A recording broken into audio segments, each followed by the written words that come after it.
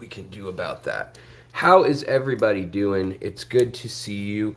We've got a late night stream tonight, and tonight it's going to be a stream that kind of touches on what I wanted to touch on when we had a debate here on the channel with Michael from Michael's Fish Room and I. And I'm curious also what you guys think. But I kind of wanted to speak my piece with maybe some research interjections. And if you're a member, which only about $99 a month, and if you want to join, there's a tab that says join membership or join in print. That's my wife. Say hi to her. She's going to bed. But in any case, if you're interested in joining, then you can get all the cited sources and websites and just interesting stuff that I find in the process of making videos and just in the process of my daily life, where I investigate lots of different fishy topics and so forth. So for those of you who are members, thank you. Those of you who are subscribers and so forth, of course, thank you too. So welcome, and let's talk. We can switch it up a bit, and if anybody has any pressing questions about their critters, we'll probably save that for the end of my kind of condensed thought process. But if you do have an interjection that is relevant to what we're talking about, please just say at the secret history living in your aquarium. Use the at symbol, and we should be good. So first of all, I think we need to define what an emotion is. And the thing that sparked this was originally Michael saying, do fish have feelings? No, they just poop and reproduce and eat. And I think that some fish are clearly way more complexly organized, both socially, like as a group of fish. Some groups of fish have hierarchies and have like an alpha male or female, and they have sneaker males and that turn different colors, and they'll have like a set mom and dad that kind of look over the babies. There's all sorts of different organizations of fish out there. There's some schools where there's just 20,000 together and they seemingly move together. Well, the other problem is that as humans, we ascribe what we're thinking and what we feel about an observation, which is called anthropomorphization or anthropomorphism. And it's basically just like if you see a cloud and it looks really stormy and you say, man, that cloud looks sad. Like, the cloud isn't sad. We are putting our feelings onto it. Well, the same thing is going to obviously happen with sentient creatures.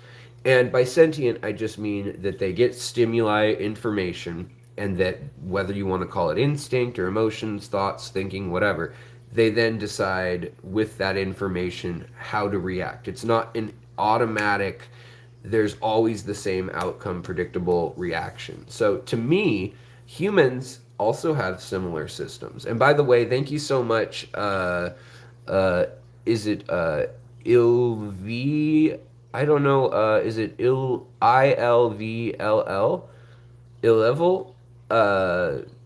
Interesting username. Hard for me to say, but thank you so much for the $4.99 super chat. Greetings from a Bolivian in DC. Ah, right on. Well, happy to have you here. Happy to also have Carla here, Fishy, Joseph, Rayburn, let's see, Scott's Aquatics, Kara, what's up? Or Kara. Misfit Reptiles and Aquatics, what's going on, my friend? Good to see you as well. Seth, good to see you. Alyssa, always good to have you. One of my fellow GSAS members and Pacific Northwest Fish Keepers. She's awesome. So, what I was saying again, I think we need to tease out some kind of philosophical things before we can even get to the evidence. And basically what I want to share with you in this live stream, especially if you're watching this later or whatnot, I want to tell you some of the new studies that have come out in the last 2 or 3 years that really highlight how complex fish are. So it may not prove to you that fish have emotions or feelings. It may not prove anything like that, but I would hope prove that they have a mental and cognitive ability that is a lot higher than that we once expected to see in fish. So originally, fish have throughout history, they've really been kind of seen as a second class critter, almost like a plant or something. And you can see this all the way back in Greek and Roman times. You can see it in Babylonian times. And it's rather interesting that in the West, we have kind of treated fish and the fact that they need to be killed and eaten as if they are not a creature akin to anything else. So they're almost in their own category, historically speaking. I mean, there's even like Greek philosophers and things that started the whole myth of fish don't feel pain, and that really has carried over and overshadowed our social thinking of, well, it's okay to eat fish or kill fish or go fishing. And I'm not trying to argue that we shouldn't be doing those things in this video whatsoever. I go fishing, I eat fish, I keep fish, but I also think that they have a cognitive ability, and I think they have emotions to some extent. Now, a lot of this comes down to people arguing over really something that they just haven't defined yet. And so to me, there are a lot of definitions out there of these words that I've just thrown around. But without the past biases and without your current bias, I want you guys to enter this video by thinking with the way I'm defining these terms. So maybe you don't think fish have feelings, and that's fine. But we're going to say, what are feelings? So I would say feelings are simply a neurochemical response in the brain or nervous system of a creature that is a response to stimuli. So something happens and it occurs, and because of that, a signal, which is electric, is sent down their nerves, and through potassium ion channels and chlorine and salt, basically, and ions, it's a chain reaction, and it can send a signal throughout the body. And because of this, you have a signal that can say either on or off, and that's basically all a nerve can do. But when you put these together in elaborate chains, it's just like a computer. Computers only have ones and zeros in their basic coding. And some biological life systems will even have like quaternary coding, whereas, instead of 1 and 0, they may have A, B, C, and D, and those are the different options for how things can end up. And we're looking at making supercomputers and things in the future out of systems that are more like organic systems. Like DNA, for instance, has GATC as the different outcomes, essentially, or the different variables that give you inputs. So when we look at those things, feelings are simply that system saying one or on. It's saying, I felt being touched. And likewise, you can have that from not being touched. You can have a misfire. You can have phantom feelings and things like that. So it doesn't need to be a reflection of reality. And likewise, in humans and maybe in other animals, we don't know for sure, but it could be that feelings can even be an abstract thought. So feelings of, I am feeling pain, or I am feeling hot or cold because the temperature warmed up. That is, to me, a feeling. An emotion would be, I'm scared because it's getting hot. So it would be a intellectual analysis of some sort or interpretation of a stimuli or a feeling. So to me, I would say emotions are a creature's ability to think about and act on, and the acting on part is how we can tell that it's happening. If they don't act on it, how would we ever know? We don't even know what other humans are thinking or feeling if they don't tell us. Now, the fact that fish can't speak our language, fish don't have facial musculature like ours to show expressions like cringing and things like that, it makes it harder. It makes it so they're not like mammals. They're not like, I mean, heck, even certain things like birds and birds, mammals, reptiles make more noises and things. And to us, that is similar to how we communicate. So it reminds us of ourselves. It's easy to say, "Oh, I took something sharp and I poked this animal and it screamed." But fish may not have a way to react. And likewise, usually if you stab a fish on land, it's going to flip all over and cringe and tighten up its fins. If we monitor its brains, now we know that it releases cortisol. And cortisol is a universal chemical in creatures that is released for stress. So, what it does is it then allows the endocrine system to kick off cascading effects of whether it's dopamine, serotonin in the brain and thinking and in that abstract thought and stuff. But really, we can see cortisol as a hormone and we can see it in the blood system circulating because that will then allow, for instance, if your cortisol levels are high, it means in humans that you've been stressed or that you are physically taxed or injured, because cortisol also controls all the systems. Like in humans, when we get injured, we have a system that causes all of our blood to go to our core. We have another system, and that's why you get sometimes numb around the lips or fingertips or cold and clammy hands when you're nervous about something or afraid of something, like dreading something. You can also get lightheaded, and it's from lack of oxygen. But basically, our bodies have evolved to use that initial cortisol spike to then control other things. And those other things, it's basically a green light for those fight or flight systems that have protected us to go on board. And you could say that that's an ancient thing or that's not an emotion, and that's fine with me. I think that still follows with the logic path that I'm going on right now.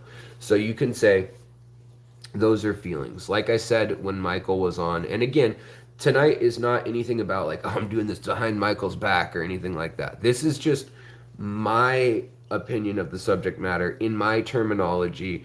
And we were trying to keep it more approachable to anybody, whether they have an academic background or not, whether they just speak on, a lot of people like to hear a matter not so measured in like, oh, well, evidence A says this from this book.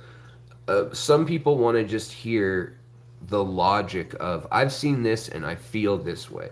And I think that communication is pretty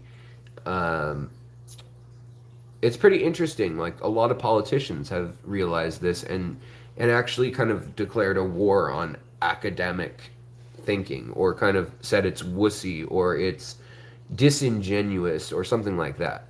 And so, there's been this backlash on that, which I find interesting. But because of all of that, that's why we approached it the way we did, just kind of an open conversation. But when a creature has those cortisol levels going through its body, it's definitely a signal that it is complex enough that it has defense mechanisms that go on board and cause it to act differently biologically, physiologically. Now, the part that I think we have a hard time with in this debate or discussion is, what is the difference between instinct, emotion, or feeling? And I think most of us now can probably be on board with the idea that feelings are the stimuli. So something happens in the world, something touches you, something burns you, something pokes you, whatever it may be, and then your body has a feeling. The nerves literally send an electronic signal as a one or as nothing going on the nerve, and that goes back to the brain, and then the brain says respond X, Y, or Z. Now this can happen usually around 1/1000th to 1/100th of a second in most organisms.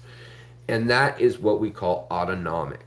So in humans, someone throws a ball at you and you go like this or you flinch, that's an autonomic response. It's different than a learned response, but it's a muscle memory. And so this is where I think is a gray area.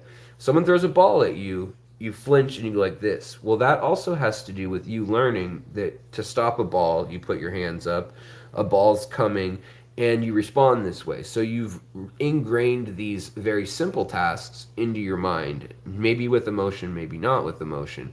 Uh, However, say you're driving in a car or walking down the street, and a car comes and just narrowly hits you, like very quickly, 60 miles an hour, just misses you by an inch. And your heart just is racing, you're sweating, and you're just like, whoa. So that to me is a true autonomical response. So there's not even muscle memory or anything. Happens so quick that your body just says you're gonna die. Uh, Put the blood towards your core, kick up the cortisol, kick up the adrenaline, and then our brains can process what to do after that: run, fight, flight, whatever it may be. But we can't control that release of adrenaline when we're not anticipating it. And to me, that's autonomic. And I think fish, the same thing is true. However, if a week later you're walking in the same area and you're anxious, you start sweating, things like that, to me that is a little different. That is a thought. That is an emotion and an idea. And it is causing your non-physical brain, your abstract brain rather, to it's all physical. It's all electrical signals, either a signal or no signal, one or zero. But if it says yes, there's danger, you're going to increase those things that oftentimes people feel like they don't have control of. And this is the core of panic attacks. This is the core of, depression and things like that. Elation, or when you are, let's say, reproducing with other human beings, or you complete something that makes you feel good about yourself. Those things oftentimes don't need to be thought about consciously. They are a reward system in your body that is, in my words, instinct. And I think this is where we need to figure out, okay, what is an instinct? What is an instinct, honestly? Because you could say that a salmon has an instinct to swim upstream to where it was born, right? But how does it do that? And are animals born with thoughts uploaded into their brain? Or are they following something their parents did? Or so, I mean, what is an instinct? Is it a little bit more complex than a feeling or a response to stimuli? Or is it on a continuum? Is it the lowest level of thought and or the simplest level of thought? So maybe they use the Earth's magnetic pull, and they've just evolved to say, when I feel the pull this way and my hormones are right for reproduction, I go this way. And that's been because of the ocean currents or something. And that's why salmon then return to a certain area. The true answer is we don't understand why instincts or how they evolve, what they are. We don't know that for sure yet. And in fish, it's even harder to tell because fish can't talk, like I said. Except for now we have new evidence that some fish can talk. Some fish, like Mormorids have the biggest brain to body ratio of any other creature than humans in the vertebrate world. So they have a brain that's able to have 3 conversations at the same time. Now, all of this kind of leads me to want to preface this with the fact that if we're going to assume under my definitions of feelings are the response to stimuli, emotions are the analyzation of that stimuli and what we're going to do in the future or what has happened in the past and how that shapes our future thoughts, responses, and things like that.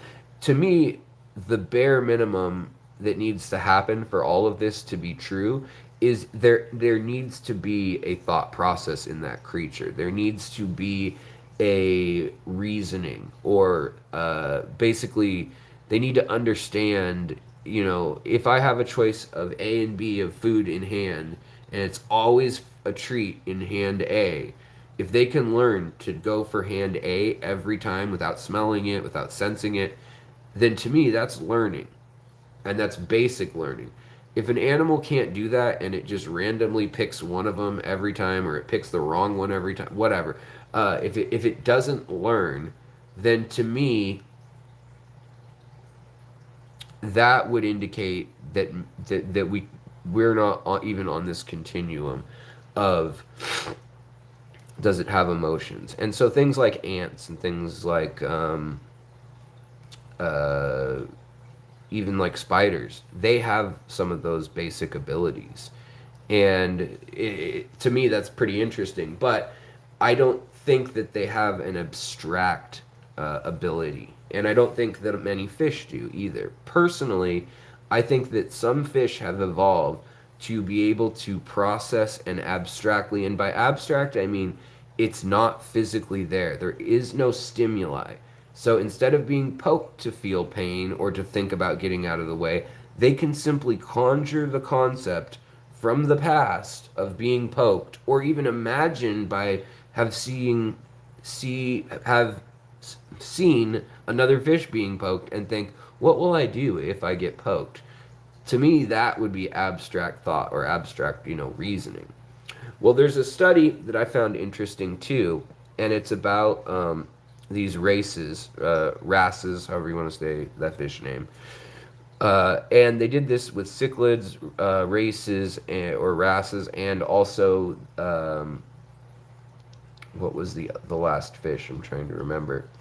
Well, it was a tilapia, so a cichlidae. But they did it also with some Rift Valley cichlids, some Hoplochromis. And they put out two boxes. So at first they put out a box with bloodworms. And this is just in an aquarium, not out in the wild. And they put out a box with no bloodworms. And the boxes were sealed so that they couldn't smell or taste or anything what was in there.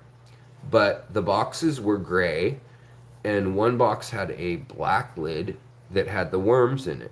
Another box had a white lid that had no worms in it.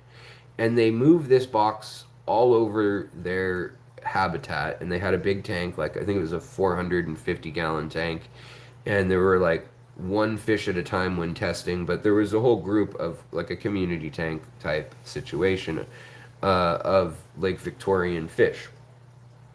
And so they learned over time, go for the black boxes. They have a treat. However, getting the lid off the boxes was difficult. It was a lot of work for them. The lid's heavy, and those fish are known to move a lot of sticks and rocks to build nests. So they're known to use their mouth to pick up sticks, move them, build perfect circles for where they nest, dig up sand, and do all sorts of things to differentiate and decorate their nest for their romantic partners.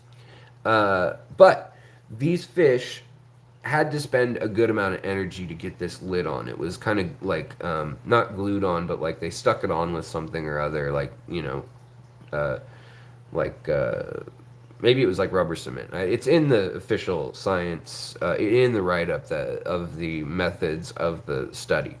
But they did that, and the fish were able to learn it's only worth the effort to go into the black lidded boxes.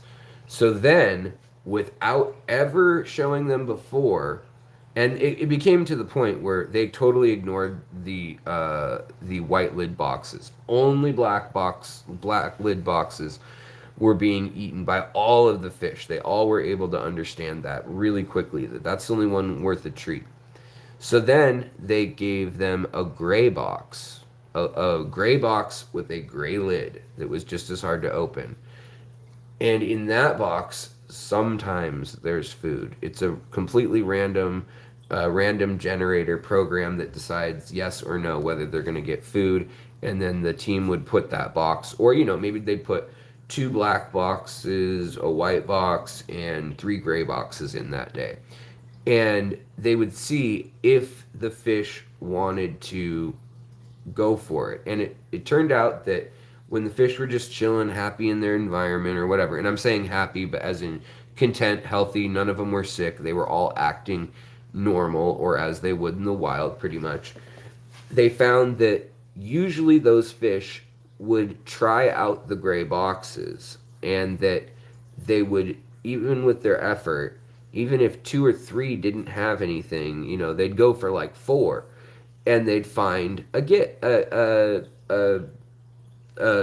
treat. And so to them, it was worth it. The white boxes, they knew after, I think it was 2 weeks, they knew there was never going to be a treat in there. So they ignored it. Well, this is the interesting part. So that shows that they were able to reason that a color in between black and white, gray, and who knows, it could have been purple that was the color of the lid. It may not matter, but they were able to realize that that lid meant that there was a chance of something different, that they were able to differentiate those boxes, those places, and they were able to decide whether it was worth the effort. And they were able to realize not worth the effort here or there. So they had a memory. They memorized that information. They also memorized, or seemingly there was a dopamine response in that their brain said, good job, you figured it out, here's some happy juice, or here's some whatever. Now, I want to say that if we think that humans who are smart can feel happy from a chemical in their brain, does that mean that is that any different than that same exact chemical in the brain of a less smart creature, or does it feel the same? I mean, does the lust or the reward or the boost of brain stuff, why can't it feel just as good? If it doesn't feel good, why would they do it? I think that's another interesting thing about instinct, and I don't know the answer, but a lot of animals don't reproduce for pleasure. They reproduce, quote unquote, out of instinct, or they just do it. The males are clearly attracted to the females, but oftentimes the females are not even involved in the process, other than trying to get away or whatnot. That's not true with a lot of fish, but that's true in other animals frequently. And so if it's not a rewarding experience, why would they do it? And is that reward any way different? Here Fishy says, these fish are worlds beyond the people buying scratch-offs at the gas station. Yeah, I could see that. Hey, Jay Oliver, thanks, man. Says, thanks for another great live stream, as always. Yeah, no problem, man. Thanks for being around and sparking my thought process on this one. Also, Makilla Gorilla 2, welcome as a lurker. Thank you so much for joining. Go to the community tab and you'll have a bunch of access to other stuff. Now, a lot of that stuff I mention in passing, like this study now, but I don't supply to people unless they're a member. If you're a member, you can go there, and it's not there yet, but I'll upload a list of do fish have feelings sources after this. So the same. Oh, and you get sneak peek access as a member to my daily fish news, which is what happened this day in history, or new trivia, new discoveries in the hobby. And I do that 4 days a week, 4 of the weekdays. I do live streams 2 days a week. So that's 6 days a week, plus 2 uploads or 3 uploads of videos a week. There's quite a bit of content coming out. And I can do that because you guys allow me to by supporting me, the channel, and my research time. So I appreciate it. But back to the fish. So these boxes, they've got the white box, the black box, the red box. Or the white box, the black box, and the gray box. They learn that the gray box is not a certain bet. And so when they had tired fish or fish that they that were not healthy, a lot of times the fish then would not make the effort. They wouldn't go after the gray box because it expended energy and it was tiring, and also they were exposed to their fishy friends, that could pick on them or whatever, or in theory predators could come along. um, so there's also a interesting note in the study that basically the fish would get bored when they just once they figured out the two box system. They'd go straight for the black box that had food, white box they'd ignore, and they'd act like it wasn't even there. When they introduce a new box altogether, all of a sudden the fish are looking at it, they're hiding and kind of peeking at it, and they're coming out and they're smelling it, and then they're, running away like they're unsure of it. And to me, this indicates that they're thinking. They're thinking, in the past, what happened when I did this? Okay, I got a good feeling. In the future, if I do this, will it replicate the past? And to me, that shows abstract reasoning or thought in my mind. If you disagree, you can disagree, but and I think this is where emotions come from, is that abstract thought. That's where we can really say, yes, I think this fish or this creature has an emotion, or rather, an interpretation of a feeling uh, within their mind that then causes them to act differently or act a certain way or feel a certain way. We can't ever know, for instance, I can't go inside your mind and know if your serotonin boost, say they shoot into your brain serotonin and you go, it feels good. Honestly, like taking ecstasy or MDMA. How do I know that that feels the same to you as me? There's no way to know. We can look at MRIs and say, well, the same parts of the brain light up, and when you have a little bit, this happens, and a lot, this happens, and a ton, then this happens. So it seems proportional. It seems like certain tasks release X amount, so certain tasks are more important than others in how much they tell you that that's a good feeling. Same with cortisols and other tasks show you that they're bad. So here is the extremely fascinating part to me about this study that I wanted to talk about with Michael, but we didn't go into. Those fish with the boxes, they then introduce the gray box, which by this point the fish know, and some decide, oh, it's worth it every time, I'm going to try the gray box. And they called those fish the optimistic fish because they're willing to put in the energy even if every time that day the box had nothing. Because in the past they knew that sometimes that gray box would hold stuff. So what happened is they took pairs of these fish. These are haplochromous, and then also, what was the other? There was a brim, an ocean fish called a brim. And they took them. They oftentimes, when they spawn, they find a mate that they like, and they mate for life. Well, this specific fish, they would put the female. So remember that box study. Keep that in the back of your head. They would then take a fish and the female fish, and they would put her in the center of an aquarium with 3 chambers. They would put a male on either side of her, and they would give all the fish everything that they needed to be happy. The food, clean water, a little bit of habitat, all that kind of stuff. But the female was allowed to smell, like with little teeny holes, like a grate, in the box, was able to smell and interact and look at the males on either side of her. And once the female decided she was going to pair off with one of them, she would generally spend her time rubbing up against the glass, doing little circles right next to that male, turning up bright colors and showing off for that male, and then hiding and then going back. It seemed to be like a little hide and seek game, like flirting. And the other male would be completely ignored, even if he's putting on the brightest colors yet at that point. Good evening, Jamie. Hello.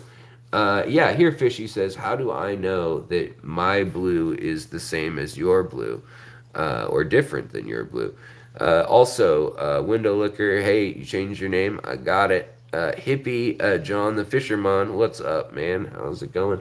So they have these fish. They put them in the boxes, and they give the females the male they wanted. And when they do that, and they spawn, and they have babies, and they're together in this thing, then they take the gray boxes, and it's been a month, and they haven't had any boxes. They've just been feeding them every day. So they put the boxes back in. They put in the white box alone. No response. They don't even bother opening it. They put in the black box. They go for it. And ta-da, food. They put in the gray box, which had food sometimes. They could lower it all the way down to 1 in 10 chances. And those fish were still willing to spend like 5 minutes nudging and using their tail and their nose, trying to scoot that lid off the box to find out if it had like food in it or a treat in it. Well, it turns out that when they are with a male that they wanted to be, the male that they chose to be with, and they had babies and things were going well, they're getting all those, and they also were testing in these fish their levels of cortisol, which were very low. Cortisol, the stress hormone, the same stress hormone that's in humans, in these fish, it's in primates, it's in cats, dogs, you name it. It was very low. And these fish were also very healthy. So then they took the fish and they didn't let them pair up with the male that they expressed the most interest in. And when they put them in the environment where they were able to spawn or have babies or do whatever, not only did it take 3 times longer for them to finally pair off and spawn, if they did at all, that was the average, 3 times longer. So right there, you could say they probably aren't happy or they're not content, or at least they're thinking about it and they wanted a better mate. You could say that there weren't emotions involved, that it was purely logic. But to me, that shows you that there is at least logic, there's thought. Now, the most incredible part of all this, they had the females that didn't get the way they wanted it, they didn't get what they wanted, and their cortisol levels go up. They weren't spawning.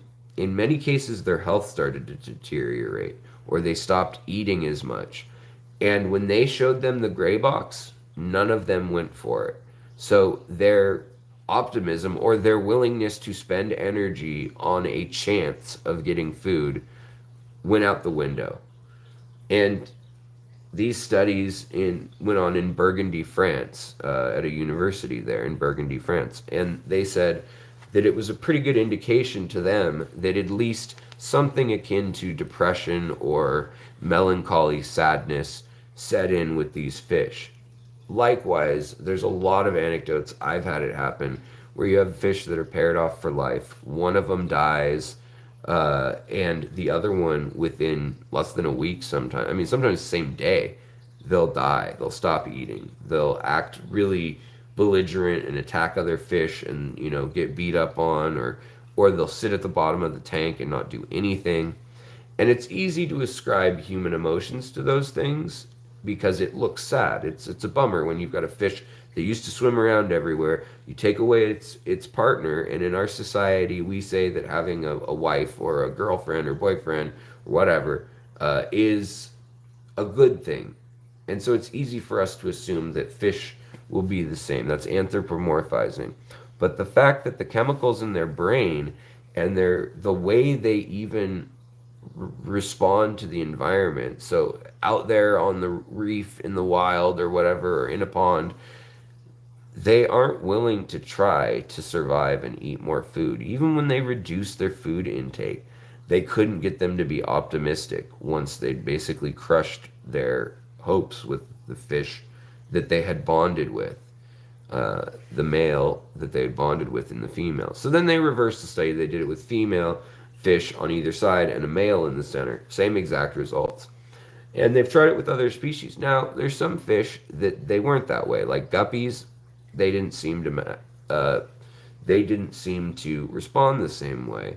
But guppies did also find that when they're being pestered to breed and things like that, or when they're under a lot of pressure by predators. So they put like an owl, or the other thing they've used is bass in the tank with them, or in a pond with them, and they found that they were far less active, far less likely to color up, and that also correlates with, they know that the biological system that causes the fish to color up is, one, they need a hormone to release as a vasodilator, because those pigment, those areas of color, they need more blood flow to them so that they can then use that pressure to open up or fill the section so that they look rosy, or so that the little chromatophores, which are little like sacs of color. You can see my other episodes for details on how fish skin works and fish pigmentation works. But all of that has to do with mood also. And it's also why when in shipping, fish cortisol and stress shoots way high. It goes way up. And they can measure that even in the ambient water. So fish are communicating with these chemicals. Cortisol is the easiest to spot, and it's kind of the one chemical to rule them all. Whereas there are a number of over a dozen chemicals that we've identified, known as pheromones or hormones, that indicate something going on. Now, some may just have to do with is their blood clotting quickly, or is their blood thin? You know, there's some that control really different processes. But I find that interesting. And another piece of evidence in that, like for instance, Mormorids are probably pretty intelligent. I'm gonna get a drink here, Dr. Pepper. They are, as I said, they have the largest brain to body ratio of any vertebrate other than humans. And that doesn't always have to do with their cognitive ability or function, but it's a pretty surefire, it's a good bet. If you're a betting person, you would be wise to bet that brain size correlates to the capacity to reason in a creature.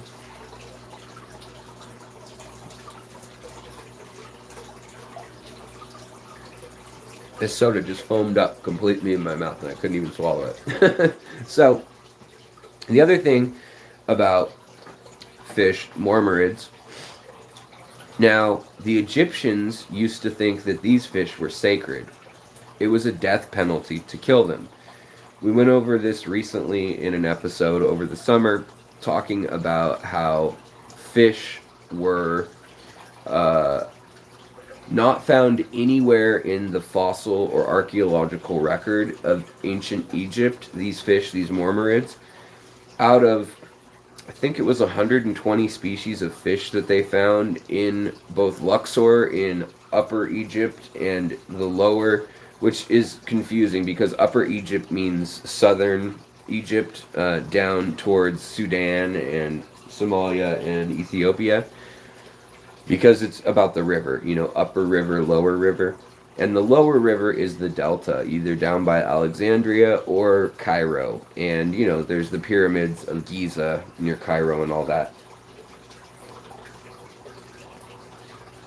Well, they decided that those fish, that it was going to be a crime if you killed those fish, that you would be killed as a human for that. That doesn't mean that they knew anything secret that we don't know necessarily. It could, but obviously that's not proof of anything. I just find it interesting. Now, the other thing that they showed is that these same fish, the Mormorids, now we know they talk to each other. For a long time, humans debated intelligence and said, well, it's tool use. Only humans use tools. Well, then we noticed, okay, chimpanzees are using sticks to get ants out of logs where there's just a little hole. Crows are using rocks to open clamshells. They're taking the clams up in the air and dropping them, or they're even just taking rocks and bashing the shells and things. There's endless, now that we've looked, there's endless accounts of it.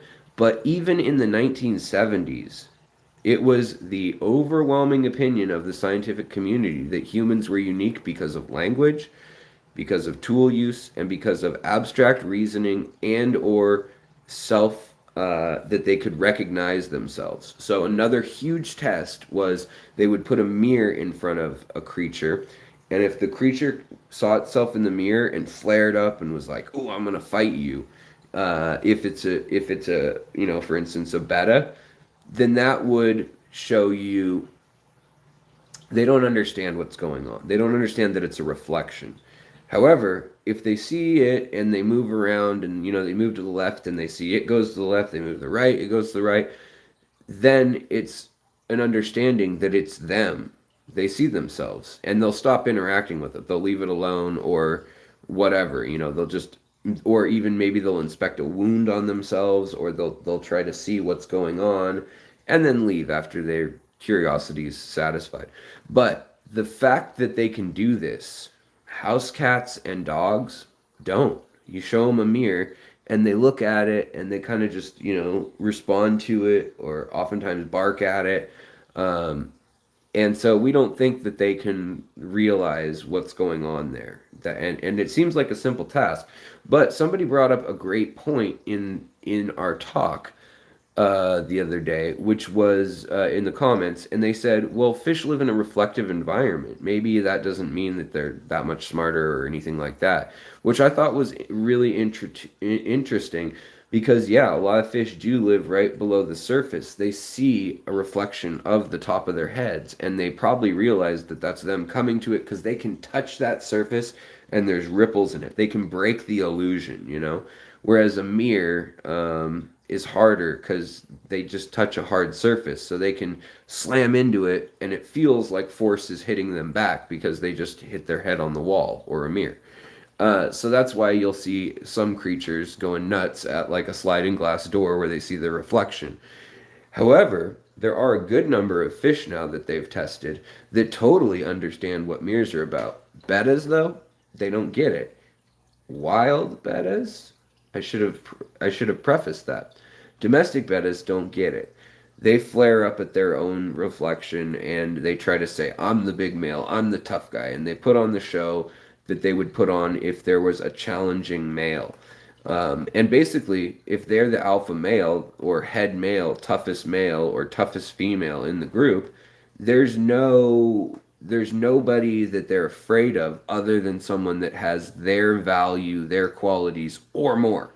So the fact that they see themselves means it's an equal opponent, you know what I mean? And so it's worth fighting or showing that they're tough. Whereas if it were some scrawny thing that they were shown, when they show them pictures of other fish, they don't respond the same. A lot of times they'll just say, "I'll screw that. It doesn't matter. It's not a threat or whatever." So it is important that when they see their own reflection, that they either think it's a threat or an opportunity for a mate or whatever. That it's something worthwhile. Because the other part of any study that is tricky to measure, and you'll find scientists trying to equate for this, is how to make sure that we know that the animal even cares about the same thing that they want to see, that the proctors of the study want to see. Like, why would a fish respond the same way as a human would to a mirror or whatever, even if whether they know or don't know what's going on? What is it that we're looking for? So those things have to be defined before they see anything like a response. Otherwise, it's a pointless study. You need to predict with the thesis that X is going to happen. Otherwise, it's pointless. Now, the thing that I also wanted to bring up tonight, before we get into the Mormorids and their brain and being able to speak 3 languages at once, is it's a philosophical exercise or argument called the Ship of Theseus. And it's an old Greek thought experiment. And here's how it goes. So a crew on a boat sets out during a storm, and they leave Spain with a big boat. But on that boat, there is everything that they would need to build a second boat that looks identical to the first boat. So it is a big, like, Noah's Ark boat or whatever, a big old boat. And on top of it, there's lumber, there's sails, there's oars and keels and everything you need to build a new boat. Well, when they leave in this storm, first thing happens, their mast snaps in half. So they build a new mast with the new wood that was there. Next thing happens, the sails rip in that wind. So they replace the sails. Then what happens is they run aground and they break part of the hull. So they have to pull up onto shore and they have to replace with wood that was on board the boards. But pretty soon, there's less of the original ship than there was in the first place. There's more replacement parts of the ship than there are original parts.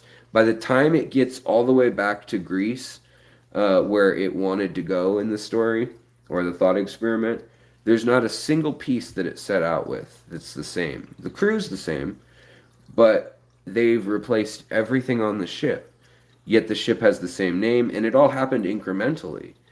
So is that the same ship? And if this seems a little weird or out there for you, let me tell you another interesting fact. And go check this if you don't believe me. By all means, don't believe me. Please go look at it. Every 4 to 7 years, human cells are replaced completely at the atomic level. So depending on the cell and what's in it, what atoms in it, our body, we eat food, and in that food there's traces of gold, there's traces of zinc, there's traces of cadmium and manganese and any element you can think of that's in our body. We eat trace amounts of that. That goes into our body again, and as one cell exists there, the atoms from that food swap places with the atom that's in our cell. And over time, as cells die and those pieces get metabolized in our body and then rebuilt in different parts of our body that build cells, that build proteins and things, by 7 years, no atom left in our body was the same as 7 years ago. So every 7 years, at a minimum, it could happen faster than that, but every 7 years or so, you're a completely new person. Yet you maintain the same mind, you maintain the same personality, right? So if you believe in a soul, there's no argument here. I mean, the argument of you being a different person, it doesn't matter. And I talk about this a lot with people when, and it'll get the video flagged if I say it, but I'm going to talk about, so say you are with child and you decide that you don't want that child, and you decide that you're going to end that embryonic creature's life. So when I talk about that, this comes up too as well, because a lot of times we want to debate what something is, or that something isn't or is because it feels right. And if you think that we have a soul, then everybody has this intangible thing, can't be measured, can't be quantified, and you just have it, and that's what makes you special. And if you believe that, then I can't argue with you. You probably believe that, and that's just, there's no way to explain for or against it necessarily. There's just no proof, period, for it. Same with God and whatnot. So when you go to thinking about these things, like does an animal have an instinct versus emotion, at what point does it turn from an instinct to an emotion? At what point does a human's emotion equal this or that? What would it take, But to me, I don't know the answer. Here's another one. There's a study out there called transhumanism or posthumanism. And what it is it's people who believe that someday we will be able to upload our memories. We'll be able to map in a computer every memory perfectly. So this computer could show you a video even better than we can remember it, of everything that's ever happened in your life, and it could feel the emotions. There'd be a system just like the dopamine system that says you get 15 little fake dopamine computer program bits to make your fake brain happy. So if you could upload everything about yourself onto a computer verbatim, would that be you? Well, most people say no, of course not. That's not me. I'm not a computer. But how is it not you? Also, I mean, when you really look at it, it has all the functionality of you, probably even better than you. And so there's some people who want to live as a computer, as this thing that doesn't age. And there's a whole, like, you can go into a whole crazy philosophical and lifestyle based thing in post and transhumanism. But my point being is like the ship of Theseus, when do we draw these lines? How can you decide? And with your body replacing its atoms, I mean, it's just like when you breathe in air. You breathe in a breath right now with me on the count of three. 1, 2, 3. Now breathe it out.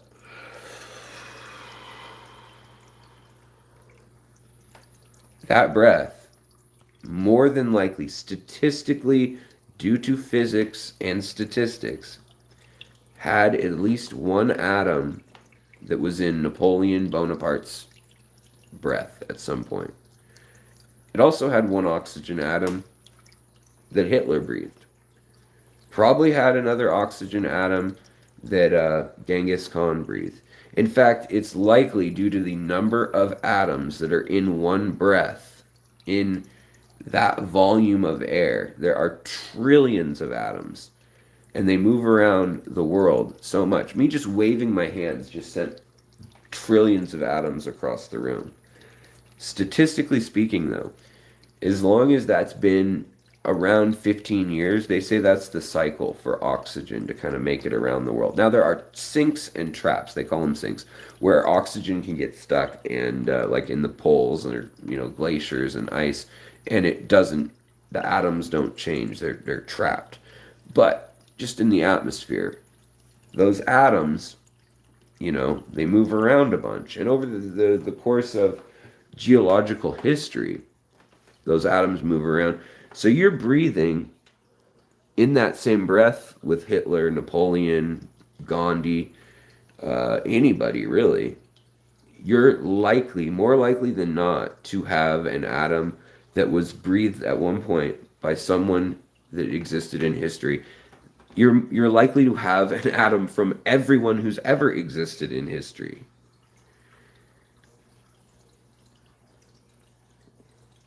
This is how little or how hard it is to comprehend how many atoms there are in a breath of air, or breath in our lungs.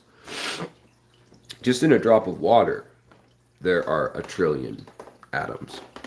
So we don't quite, big numbers get crazy quick, but that's a Dawkins quote, and yeah, so he's the guy who invented the word meme, M-E-M-E, which just means a thought that is addictive, that is sticky, that if you say it, someone else will hear it, and it's intriguing. And either they say, this is a terrible thought, and we need to tell everybody it's a terrible thought.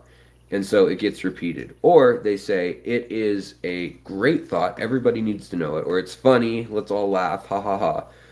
And it gets shared. If it's not a sticky or good or addictive or interesting idea, it doesn't get shared. But ideas are subject to the exact same laws as evolutionary selection. So just like Darwin said that, there is selection going on for if an animal, one animal swims fast, the other one swims slow, and its predators are fast, the faster animal is probably going to be what lives. And after 100 years of the slow ones getting eaten, there's only going to be fast ones left. Well, the same thing is true of ideas. Well, the guy who said that, Richard Dawkins, He's an atheist, and he's a very, very adamant, militant atheist. I think he's a pain in the ass, honestly. My personal opinion of him is he's rude, and he's needlessly crass, and he is so obsessed with his atheism title, that he is like the most annoying missionary ever. You know, like he proselytizes more than any religious person, trying to convince people not to be religious. And to me, that's way more annoying than someone knocking on my door and handing me a flyer. But the guy is very intelligent. And this same evolutionary biologist has a talk that I'll link in the community tab later. I've linked it in the past, and it's called "The Universe is Queerer Than We Can Suppose." And what it talks about is that we interpret things as being smart, or being complex or simple, or whatever human label you want to give things. But it all is completely subjective, and it doesn't matter. It has to do with why that thing evolved that way. So, for instance, if you are a little teeny microbe that lives in rocks, or lives on hard surfaces and in the cracks of rocks in the desert at 100 degrees Fahrenheit, an extremophyte, to that life form, rocks aren't hard necessarily, or they aren't a big wall. They're full of cracks. They're able to be eaten and broken down over time. To us, a rock is hard because when we see a rock, if we smash ourselves with it, it will split our head, it'll kill us. So we've had to evolve to think of rocks as hard. But if you lived your life with the ability, for instance, to drill through rocks, or eat them and metabolize them, or live in between the molecular structures of crystals or rocks and colonize, then you think of rocks as these big things like mountains or something, you know, or these big orbs that you can move in between. A better example, if you are a pleco, and we talked about this in the last video, but I want to touch on it again. If you're a pleco and your face is on the glass eating algae all day in and out, or on a log, and your mouth is just eating on a log, I mean, your concept of the world, your need to understand the world is completely different than, for instance, these little guppies who have eyes that can see forward and side to side to watch out for danger, or these angelfish who have eyes on either side of their head. I mean, these plecos have eyes on top of their heads because they're face onto wood all day. So the way they may express understanding the world, they may know more about the texture of wood than a human could ever convey, because they have evolved all these tiny little sensory organs. They could have more information going through their little brain. And if we can prove that a fish has the ability to logically remember what box has food, which one doesn't, it can make choices on that. It can be happy or sad about that. Or at least it can be in a good mood or bad mood. I don't know how you want to say it. It can be flourishing or not flourishing based on that. What else are they able to use this feedback from the world to see? I mean, it's interesting because their teeth, their mouths, I wish we could see this better, but they're able to also eat really hard stuff like wood. So to them, it's soft. It's not that hard. They're eating the biofilm and they're eating the woods. They can digest it. It's not out of the question that to their world it's just completely different. And the fact that we're so different and that everything is so subjective is, hey Richard, how's it going? Is very challenging for us to understand if another creature has feelings or is even intelligent or what. And to me, we are using our ship of Theseus, or our American or wherever you live, are Western. We have computers, we have this, we have that, we've got all the modern technology, we've got all the history, we've got all the pre preconceived notions of the world. We have the bias that fish are dumb, and that until just several years ago, it was very common for biologists to say that they thought fish had no pain feelings. Well, now we know for sure they have the same exact structural neurons that other creatures have for pain. They're very the same. They're very similar to human pain cells. Now, a human may be able to feel pain and then sit there and think, I don't want to live anymore. This is awful. I have pain. I can't go to work. I can't do this. So there may be way more profound, complex outcomes from that information or that stimuli being processed. But nevertheless, that fish may still feel, I'm in pain. I need to get out of this situation. Or I'm in pain. I don't want to try the box with the black lid today. I don't want to do anything. And so to me, the biases that we've had for so long as a society really highlight a trajectory of change. And the way it's going is not saying, oh, we're learning more, we're learning more. Oh, just stop it. There's nothing more to learn. They're not any more complex. There aren't more animals than we thought before that are smart. It's trending in the direction of every year we find new ways to sort out that that animal has the ability to reason or whatever. But I mean, just because this little fishy face can't smile, it can't talk, we kind of discount it. But what happens if all of a sudden a fish has the ability to talk? Would you even trust that it has emotions if it could talk? Why should you? By the way, I talked about fish not getting their reflection. He was just charging at his own reflection in the tank, this betta. But in any case, why there's even if a fish could walk up and tell us, hey, I've been having this crazy complex thought about the world, there would be people who said, well, it's just copying. It's like a parrot. It's just copying what other people have said, and it knows it'll get better treatment and better food if it tells people it's smart. That's not really learning. That's not really thinking or feeling. And so I think that you're not always going to, I don't think you're going to ever figure out for sure to a level that satisfies everyone. But I do think, yeah, there he goes again, attacking his own reflection. I do think that there's a difference in intelligence. So, for instance, that fish just attacked his own reflection. Some of them can't do that. Some of them don't even think it's worth the time. But when we look at mormorids and other fish that have big brains compared to their body size, we know that mormorids speak. And mormorids have at least 30 different noises that they can make with electricity. And by noises, I mean we interpret the electrical signal as a noise when we have a computer or a microphone that picks it up and then makes it audible for us.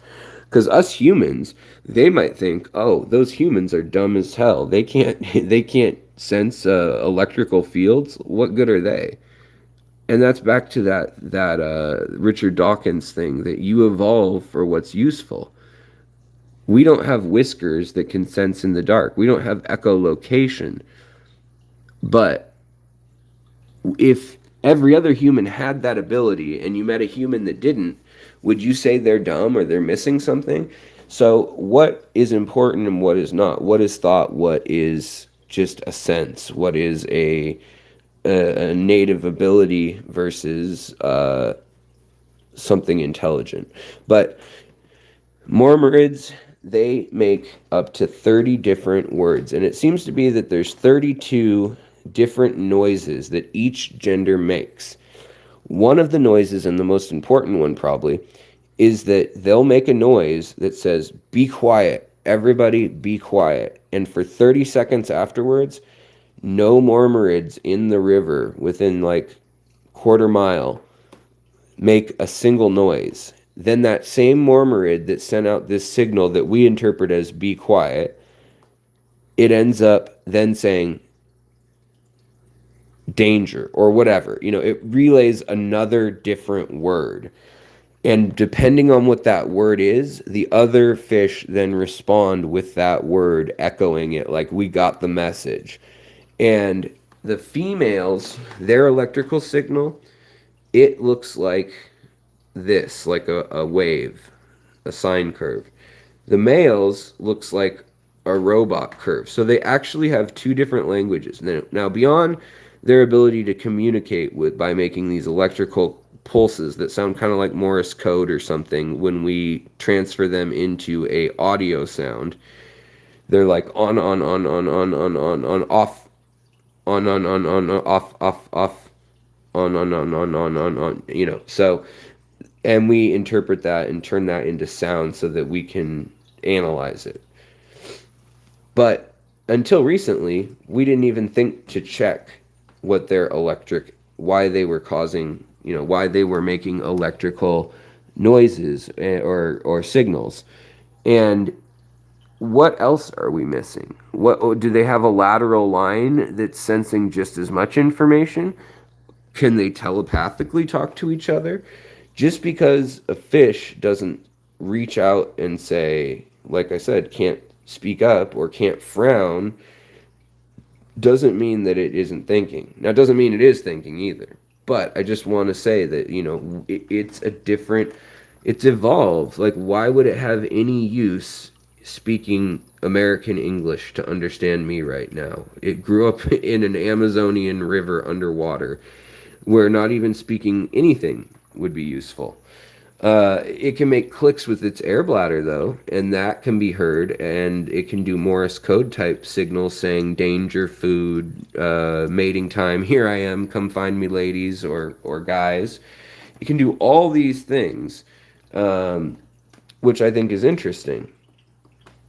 Now, Mormorids, beyond that first tier of language, the other thing they can do is they send out a signal just like a dolphin or a bat, and they can sense the electromagnetic field of everything in the river. Every living thing, because of its cells, and because, like I said, thoughts and signals in our bodies are simply electrical signals going along ion channels or calcium ion channels or potassium channels. They're kind of like a little cascade effect running down these nerves.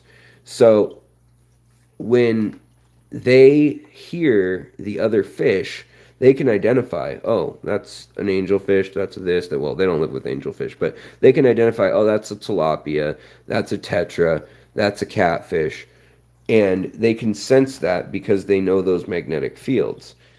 So that's one piece of what they're putting out this signal, and it's bouncing back, and their body can process all that information, and it goes to the same part of their brain that lights up as when they're shown things. So you show them food, you show them danger, and their cortisol levels go up with the danger, whereas their dopamine levels go up with the food.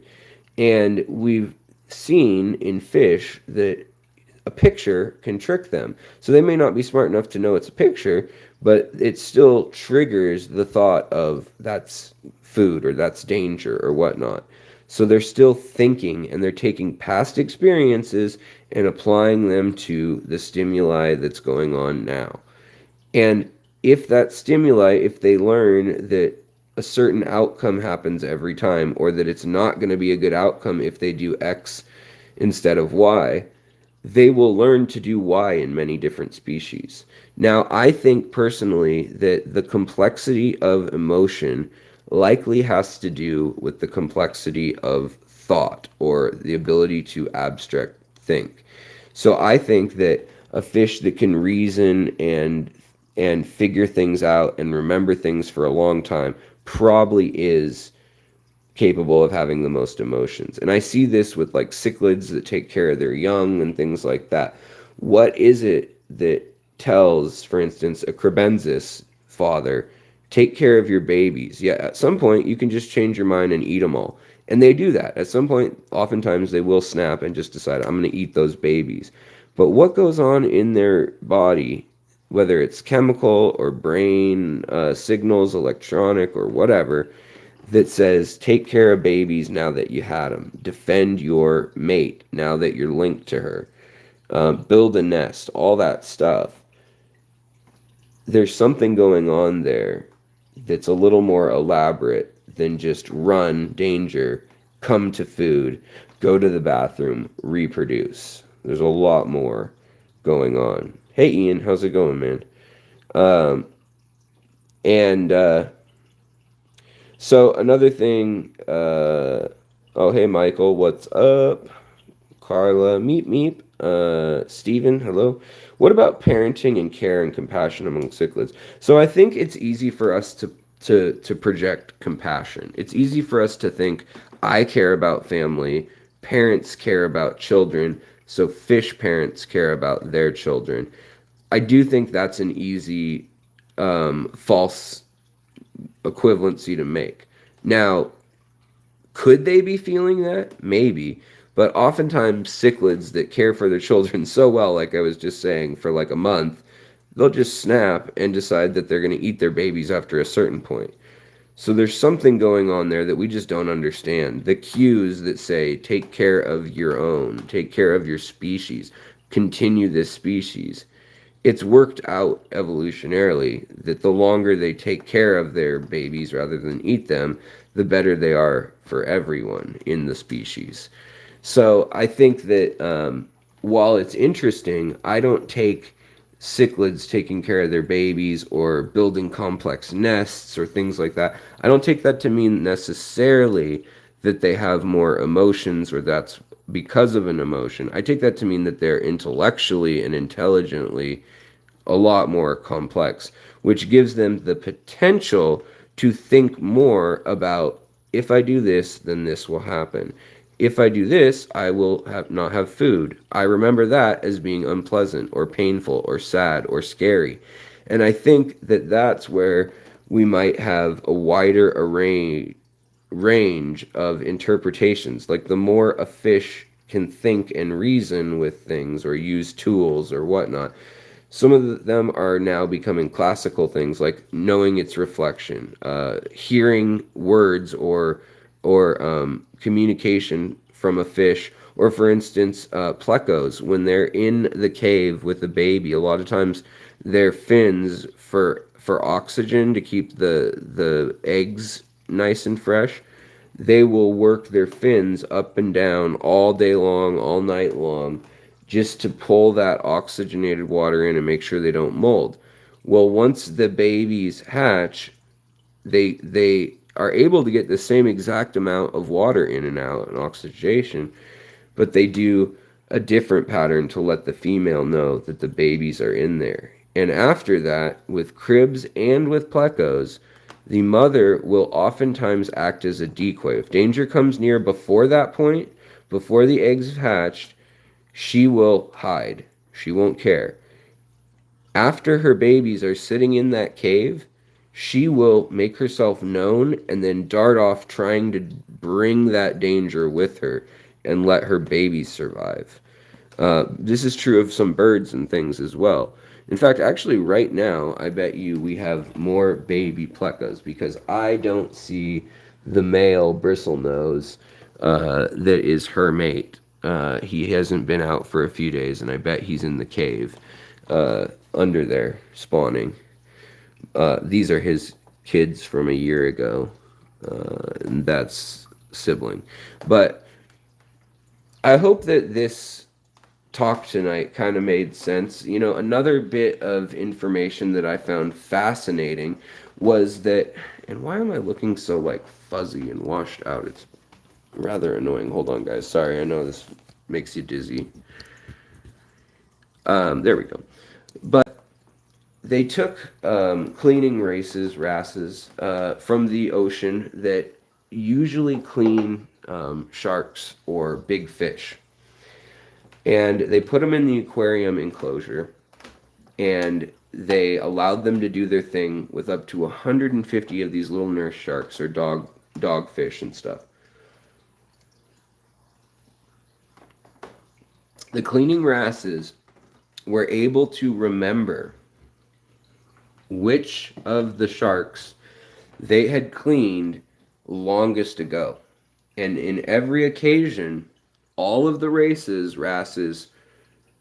went to the shark in the tank that had been there longest without being cleaned first. So they could have 150 sharks, put them all in there, let the race clean them all in order for, say, 75 days. Maybe it cleans 2 a day. And then they could only put 3 of them in there. They could put shark number 10, shark number 100, and shark number 150. And that cleaning race would be like, okay, well, we started at 150, so that one was first, so it hasn't been cleaned the longest. So it would go to 150, 110, and then whatever I said for the first one. But they memorize that no matter what. So they're able to memorize. It seems 150 is the cutoff for them. But you look at a gray, or say like a black tip shark. It's hard to tell them apart. Just 5-foot long sharks. Some of them have scars and things and whatnot. But they've proven that these fish can actually identify them and remember them. It's the same as facial recognition. They've also proved that cichlids as well as puffers can see outside of their tank and identify the person who feeds them the most. And oftentimes this is where you see a lot of bagging behavior. Now, is that emotions for sure? It doesn't prove that. It doesn't prove that they're having deep intellectual thoughts. It could just be a Pavlovian response. But I would argue that the Pavlovian response, or that old experiment that is, you have a dog, you ring a bell, you give it a treat. Pretty soon you'll be able to ring that bell and the dog will come for the treat, even if you don't give it a treat. And after a while, you can ring that bell and the dog will start salivating. Its body will actually start saying, I know food's coming. And it can't control that. It doesn't matter if it was thinking about it. It just happened. That's an autonomic response. And the coming to the bell is a intellectual response, or a thinking response of, I've decided to get up from my dog's bed and I'm going to go get food. But I think that the simplest versions of that, we've seen them happen even with fungi being able to find their way out of a maze through a certain path or whatnot. I think that, like, for instance, goldfish are really good at mazes. The other thing is that chimpanzees, for instance, we can flash numbers to them. There's this great study that was done. There's a Channel 9 documentary on PBS about it also. It was a Nova Frontline special, like both teamed up. And it was about whether a man could outdo these chimpanzees in a Japanese research facility. So this guy went, and what they were doing was the chimpanzees were being shown a puzzle or a grid, and they had to put the numbers in order, and they had to read in less than 100th of a second in some cases what the numbers were, and then remember what order to put them in or what order they were in. And then they'd be shown another puzzle of that past one, and they had to quickly select where it would be. Well, chimpanzees, for some reason, are way better than humans at this. But African gray parrots are even better than chimpanzees. So back to the Richard Dawkins thing, just because your brain is good at one thing or another doesn't mean that it's gonna, that you're smarter or this or that. So we really need to define our terms, because it could be perceived as chimpanzees are smarter than humans if that was the only criteria we judge them by. Now, if we judge it by its ability to survive underwater, fish are way smarter than humans. Humans can't survive underwater, period. They don't have gills, We can't figure out a way to breathe the water. Pretty dumb compared to the fish that, I don't know. I'm just being sarcastic here. But The last thing I wanted to mention about which we touched on, and it gets a little controversial, but I wanted to bring it up because I think it pertains to a lot of people, and it pertains to politics too, quite frankly. And that is, all growing up, I've heard people argue life is sacred, women should have a right to choose, for instance.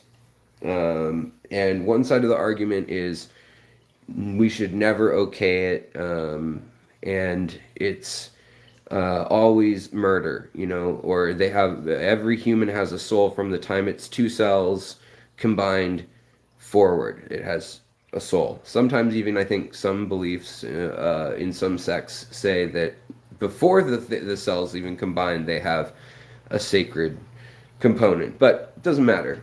What I'm saying here is that the most common case that I used to hear argued by people on the left of the argument was, well, it's not life until it can survive outside of the body.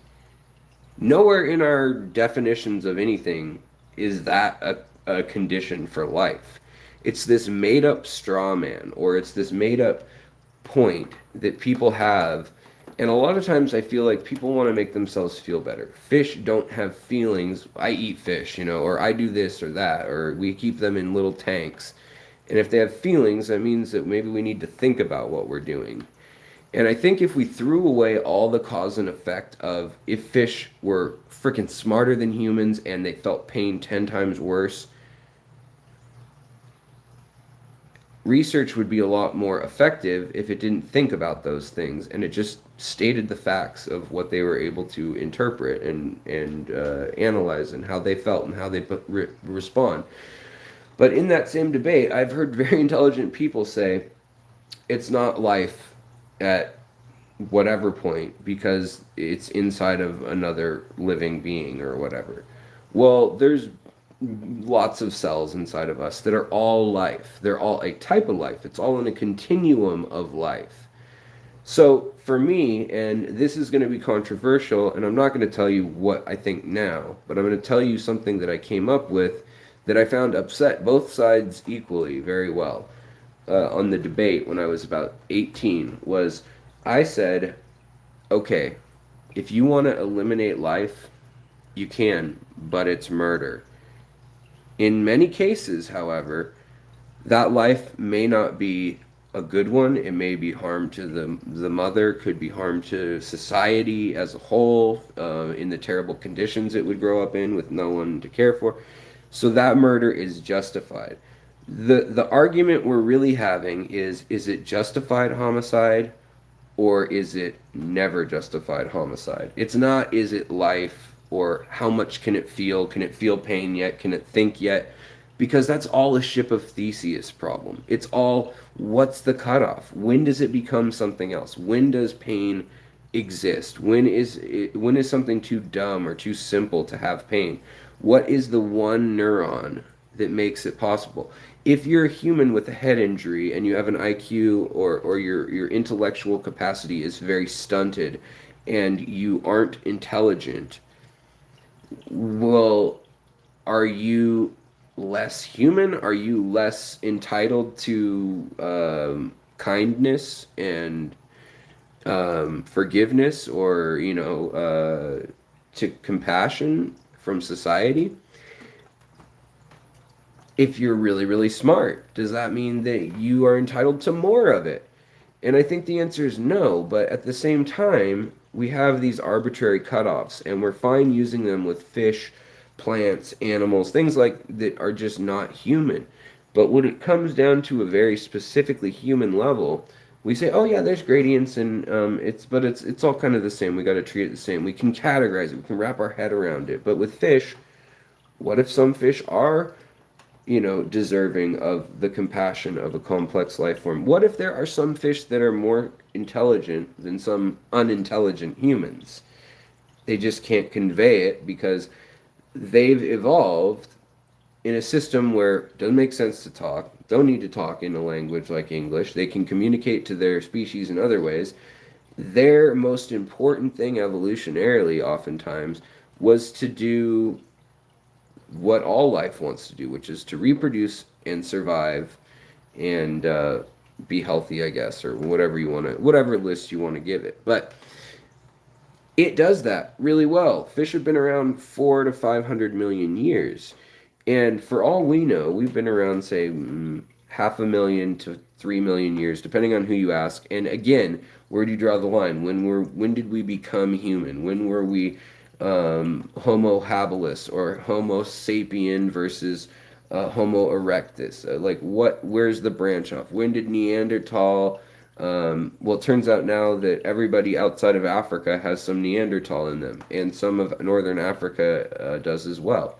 So, at what point are you human versus are you Neanderthal? Are Neanderthals extinct, or does some piece of them exist? Throughout the whole world right now, Neanderthals have never been more genetically successful than this moment right now. There are billions of people around the world, whereas there may have been 50 million people, say 10,000 years ago. There may have been only like 10 million people around the world total. So at best, there were probably 10 million or 20 million, and likely less than that, Neanderthals around. But the fact that all people outside of Africa have between 1% and 5% of the DNA of Neanderthals in them, if you add all those pieces up, and it's all different segments of the genome, we've found we can completely replicate the genome now of Neanderthals, of different Neanderthals, a wide range of them, by looking at humans. You only need 20 humans of 5% Neanderthal to have a total Neanderthal. Now, realistically and statistically speaking, you're probably going to need way more than that, because there's going to be some that are redundant, some that are missing spots in the DNA, and so forth. But if you think about it, Neanderthal DNA is more prevalent on this earth right now than when they were a living species, because they live on within us. Same with our gut bacteria. Are we more, because there's more individual cells that belong to our gut biome than our own human unique cells? Are we more human, or are we more gut bacteria?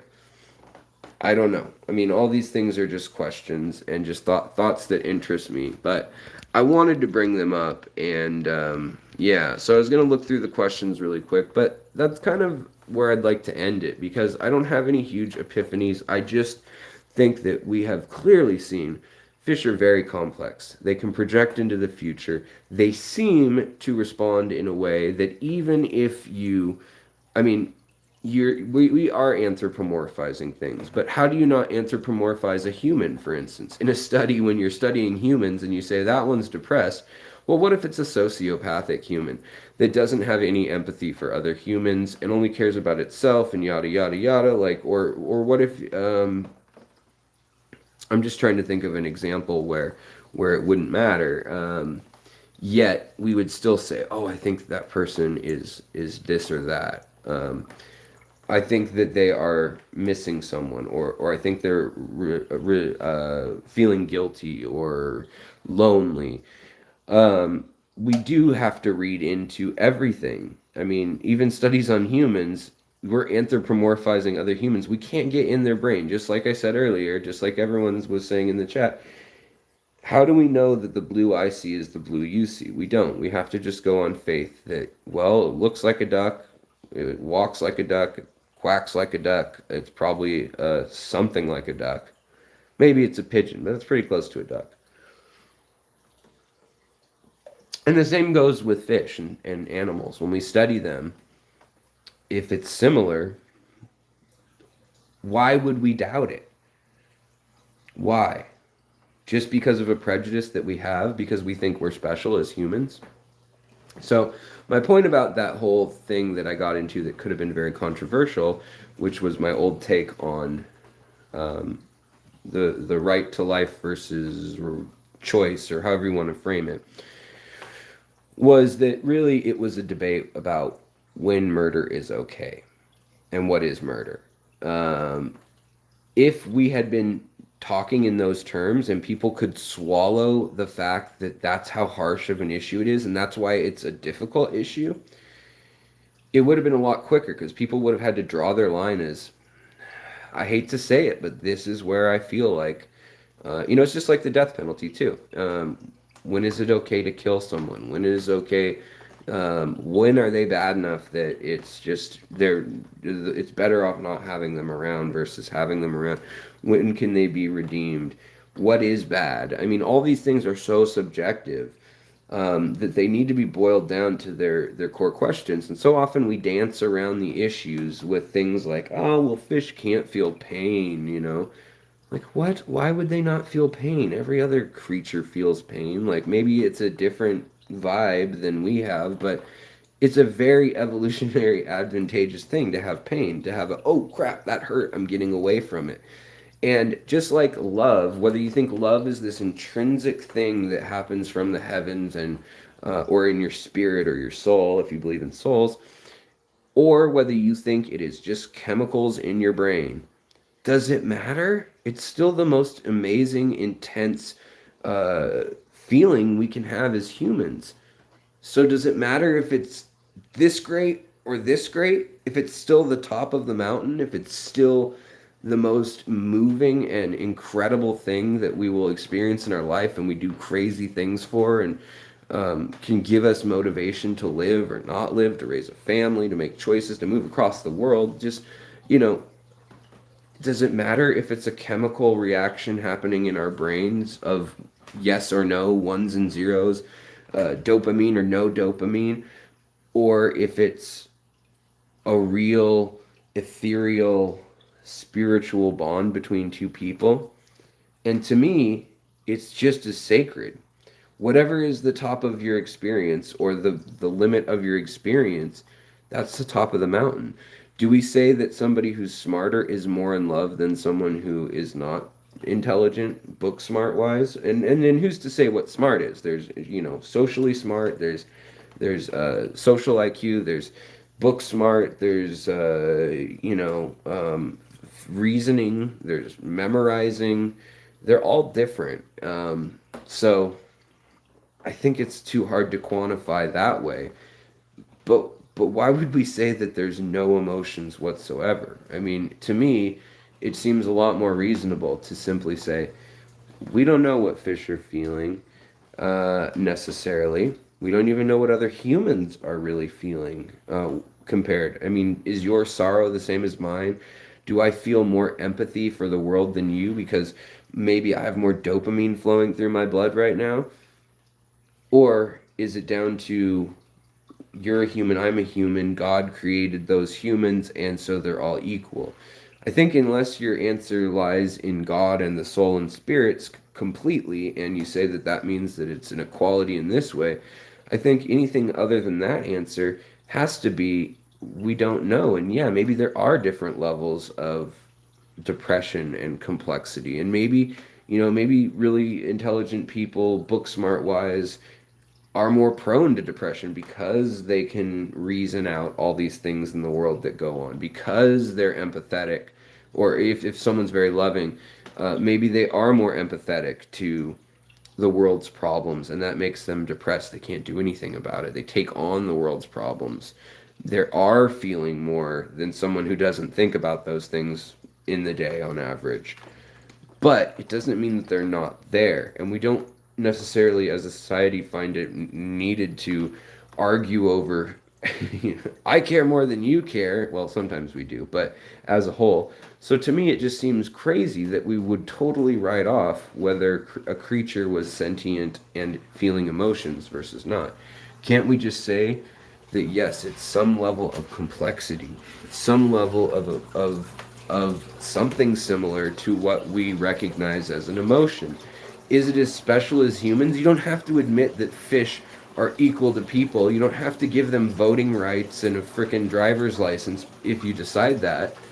But maybe you do need to decide that you don't want to just let them die every month and get new ones or something if you're keeping fish in some crazy system like that where you just don't care about their health. Or if you're out catching, say, tuna and you're catching dolphins and you say dolphins are smarter than fish, we don't want to catch them and kill them, that's cruel. Then maybe you do want to change your actions. But to me, I think if we're all in the agreement that we want our fish to reproduce, we want them to be healthy, we want them to be in their full color and make babies, or at least be, happy, or let's not say happy, that's a projected emotion, obviously, but we want them to be stable, and we want them to be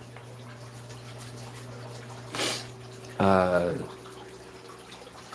content. Then why not just assume that they have some level of emotions and just leave it at, no, it's not as important as humans, but it's something.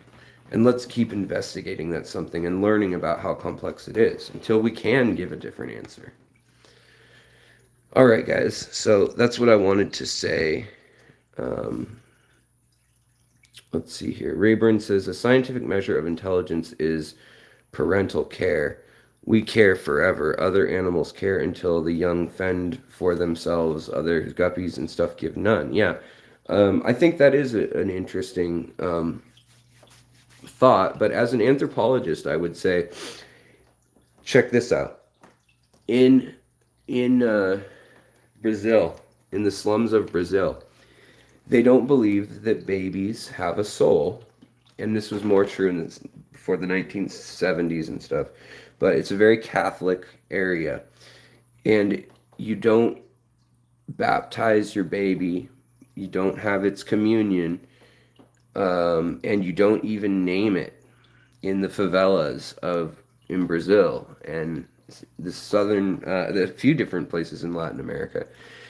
Because the infant mortality rate was 1 in 3. So that meant a mother was 30%, 33% of the time going to lose her baby. So mother, on average, in the favelas, I think it was something like 4.5 kids or something. It was high. Used to have a lot of kids, Catholic culture. But so that the women did not feel so much grief, they believed that an infant didn't have a soul from God until it reached a certain point and was baptized and hit I think it's like 18 months or something like that. And that was a coping mechanism of parental care. Did it mean that the parents cared less for their kids, or was it just a strategy because they couldn't be traumatically depressed all the time when you lose every third kid, when the average person has 4 or 5 kids? That would seem like very poor parental care in my mind, but at the same time, it allows them to then focus on their kids. But we talked about that when I was in an anthropology class, what an odd system that was, and how it actually was a way for the women who dealt with so much trauma there to not feel so bad, because they thought their kids would just go back into the pool of, limbo or whatnot, where babies go in Catholic belief systems. It wasn't a whole person they were losing. It was something else, a little less than that. That's not to say that some women weren't. Your average fish keeper, 16 months. Thank you so much, buddy. I really appreciate it. Alex, thanks for the talk tonight. Yeah, no problem. Squeaks, 9 in the morning where you're at. All right. Well, you have a good one. You must be, what time is it? You might be in Europe somewhere then. All right, Kevin. Hey, I didn't get the notification. Surprised so many are up so late. Yeah, there's not a ton of us in here, but some of us are here. So, all right, guys. Well, thanks for coming and hanging out and letting me flap my gums. I'll try to put more information about some of these cool studies. Also, how the Mormorids speak. They're able to process echolocation of their surroundings like a bat or a dolphin. So that's a whole sense, like visual. Then they're able to also see, also smell, also feel, also sense water pressure and air pressure above the water pressure. Then they're also able to sense movement and direction, or velocity rather, through another magnetic sense. And that's how they can track food or get out of the way of predators. Then they have another sense that smells pheromones of different genders and other males that are like, wanting to fight, or other females that are wanting to compete for a male, whatever it may be. And then they have the communication of electrical signals that they send in sort of a 30 word or so vocabulary. It's not quite the same as words. Like, we don't know for sure, but they're definitely distinct sounds that indicate something consistently. Crows as well. We've seen this, but we also know in cichlids and in Mormorids also, different groups from different lakes and regions have different ways of making those noises. And so we call that dialects or even cultures. And so there are some that live in areas where they're under threat by predators a lot. And so maybe they've learned, don't make any noises. Don't click. Don't use your swim bladder to make a noise as a signal. Use something more subtle. So I think it's just really interesting that animals actually have, whether you want to call it a culture, whether that's the right word, but it is a regional or local location-based difference in the system that they use to communicate and show off to one another. All right. Well, I'm gonna go, but I hope that everybody has an awesome night, and I really appreciate everybody Arius says abuse that like button. Well, yeah, if you haven't hit that like button, I'd appreciate it. No, there's only like 30 some of us in here probably, but I would appreciate it. It always helps share the video out to those people who have alerts on and don't even get freaking notified. That always happens, like Kevin said. So if you aren't getting notified, try to come visit the channel on your own. If you want to be notified, turn it off and then turn it back on, and that'll hopefully help. But if you don't come visit a channel very frequently, YouTube now assumes that most people have something like, the average account has 300 subscribed channels, and they assume that nobody's going to watch all those, so they just stopped alerting you. Even if you've selected, I want to hear all alerts, they don't listen. So every video you put out, if I put out a video, they'll alert 5% of you. If that 5% is 50% engaged, so if out of 5% of my viewers, 60% of that 5% was like, oh, I want to watch that video, and they clicked on the thumbnail, then they'll alert 10%. If that group was responsive, then they'll alert it to 20, then 40, then 80, then all your people. If they don't, they just stop, and only 5% get notified, which is frustrating. And yeah, Stefan says that humans are bound by different spiritual laws than animals. And see, that's a totally valid opinion. That's fine. But that's where the conversation ends there then, about souls of creatures and humans and stuff like that. There isn't any use in us discussing our opinions or thoughts on that aspect of things, because it's intrinsic, it's unmeasurable, it's in God's hands or whatnot. It's in a language that we are not meant to understand or speak. So that's what I'm trying to bring up about this, is a lot of people on issues where they say they want to debate, or they say they want to listen or discuss it, they've already made up their mind, and they have also put up these false equivalencies of, if this is true, then it means that's true, or it's not. Like I said, like the abortion debate is like, it's not life until this point, or if it can't exist out of the womb, it's not life. Well, what happens when it can exist because of technology all the way down? What happens when you can raise a baby the whole time in a test tube, or when a baby can be sci-fi put together out of nowhere? Then at what point is it important? When the baby thinks, when the baby feels, and it has X amount of nerves built? Well, it's all this big continuum, and the cutoff is going to have to be somewhere, unless your belief is it's a spiritual issue and every spirit or person is unique and has a value, and you can't get around that, and after X happens they have a spirit and soul. Then that's your opinion. I'm not going to argue with you. I'm not going to say it's invalid or whatnot. It's just your opinion. So the same is true for a lot of topics. It's just that's really easy one to point it out in.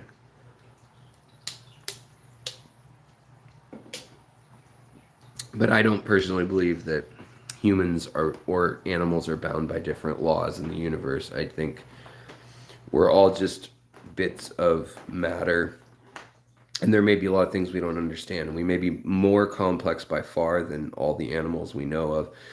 And some humans may be more complex than other humans, but it's all relative. And to me, I think that it can be understood and explained as maybe we don't know for sure, but we can take a good guess at it. But that's just my personal opinion. Not saying you're right or wrong or anything. So, all right, guys, thanks again. Mods, lurkers, talkers, all that. We'll do a stream to help you out with any frequently asked questions and all that kind of stuff too, coming up soon. But I just wanted to get in this talk, and we'll share those. I'll share you guys some sources of, goldfish memories being a year old and not 3 seconds, and all these things that are way more complex than we first thought. So thanks for tuning in, and I'll talk to you guys later.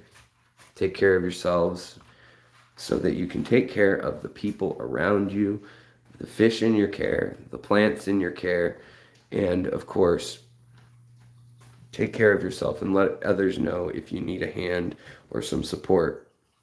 Life's hard sometimes, and we're here for each other. And let's have a good night, a good week, and a good 2022 continuing on here. All right, have a good one, guys. Good night. Bye.